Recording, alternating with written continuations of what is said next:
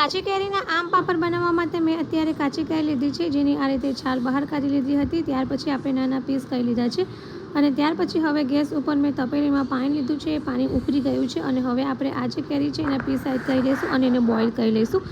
તો જે પીસ છે તે બોઇલ થઈ ગયા છે અને હવે આપણે એને મિક્સચરમાં થોડું પાણી એડ કરીને ક્રશ કરી લઈશું। તો આ ટાઈપની આપણે એકદમ સરસ સ્મૂથ પેસ્ટ બનાવી લઈશું અને ત્યાર પછી હવે ગેસ ઉપર એક કઢાઈ લીધી છે, જેમાં આપણે આ જે પેસ્ટ બનાવી છે એટલે કે જે કાચી કેરીનો પલ્પ છે એ એડ કરી લઈશું અને ત્યાર પછી તેમાં સુગર એડ કરીશું અને આ રીતે ચમચાની મદદથી થોડું હલાવી દઈશું, થોડી મિનિટ કૂક થવા દઈશું। ત્યાર પછી હવે આપણે તેમાં આમચૂર પાવડર એડ કરીશું, રેડ ચીલી ફ્લેક્સ એડ કરીશું, મરી પાવડર એડ કરીશું, ત્યાર પછી તેમાં થોડો ચાટ મસાલો એડ કરીશું, ગ્રીન ફૂડ કલર એડ કરીશું અને આ રીતે થોડું મિક્સ કરી લઈશું અને આપણે બરાબર હલાવી દઈશું। ત્યાર પછી હવે અહીંયા મેં એક પ્લેટ લીધી છે, જેમાં મેં ઘીથી ગ્રીસ કરી લીધી હતી અને ચમચીની મદદથી આ રીતે આપણે મિશ્રણને થોડું પાથરી દઈશું અને 2 દિવસ માટે તડકામાં સૂકવી દઈશું અને ત્યાર પછી હવે જે પાપડ છે તે સુકાઈ ગયા છે, તો આ રીતે ચપ્પુની મદદથી આપણે પાતળી સ્લાઇસ કરી લઈશું અને રોલ વાળી દઈશું। તમે એમ જ પીસ કરીને પણ ખાઈ શકો છો।